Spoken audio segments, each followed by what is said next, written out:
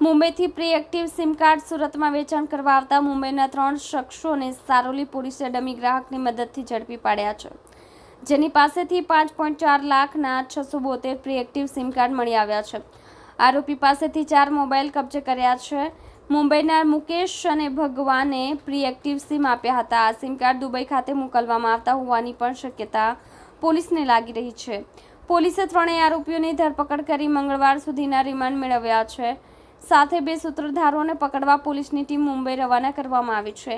નોંધનીય છે કે પ્રી-એક્ટિવ સિમ ક્રિકેટના સટ્ટા, ગેમિંગ અને શોપિંગ, ડમી લિંક તેમજ ઓનલાઈન ઠગાઈમાં વપરાતા હોય છે. મુંબઈમાં એરટેલ અને વોડાફોનમાં કામ કરતા મુકેશ અને ભગવાન કંપનીના સિમ કાર્ડનું પ્રમોશન કરવા રોડ પર છત્રી રાખીને સિમ વેચતા હતા. સિમની ખરીદી કરવા આવતા ગ્રાહકોને બાયોમેટ્રિક વખતે એકવાર પ્રોસેસ બરાબર થઈ નથી કહી બીજી વાર પ્રોસેસ કરાવી એક સિમ કાર્ડ ગ્રાહકને આપી બીજો સિમ કાર્ડ પોતાની પાસે રાખી લેતા હતા. આરોપી રોનક કારિયા ગુજરાતી છે અને મુંબઈમાં રહે છે, જેનો જમીન દલાલીનો ધંધો પડી ભાંગતા રૂપિયાની ખેંચ હતી. ચંદુ બાટોલિયા અને તેનો ભાઈ કિશન ઓનલાઈન શોપિંગમાં હેડફોન રિપેરિંગનો કોન્ટ્રાક્ટર છે. તેઓ રૂપિયાના ચક્કરમાં ભેરવાયા છે. મુંબઈના સૂત્રધાર મુકેશ અને ભગવાન પાસેથી તેઓ પ્રી-એક્ટિવ સિમ કાર્ડ 750 રૂપિયાના ભાવે લાવ્યા હતા.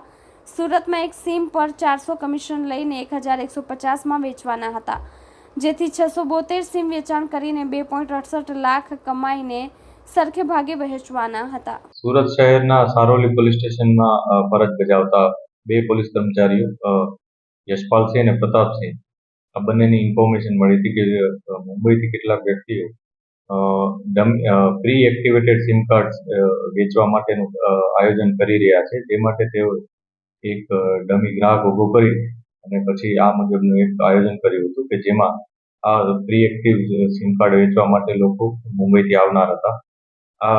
આ બાબતે આયોજન બાદ 3 વ્યક્તિઓ રોનક કારિયા, ચંદુ બાલોટિયા અને કિશન બાલોટિયા, આ 3 વ્યક્તિઓ મુંબઈથી 600 ની આસપાસ સિમ કાર્ડ લઈ અને અહીંયા આવ્યા હતા. અને સારોલી વિસ્તારમાં જ્યારે તેઓ આવ્યા હતા ત્યારે પોલીસે પ્રોપર તેઓને રેડ કરી અને તેઓની ધરપકડ કરી હતી. ત્યારબાદ નામદાર કોર્ટમાં રજૂ કરી અને ફર્ધર પોલીસ કસ્ટડી પણ મેળવી હતી. આ સમગ્ર બનાવમાં પોલીસે 68,000નો મુદ્દામાલ જપ્ત કર્યો છે, જેમાં 5 મોબાઈલ્સ છે અને 650 ની આસપાસ સિમ કાર્ડ્સ પણ છે.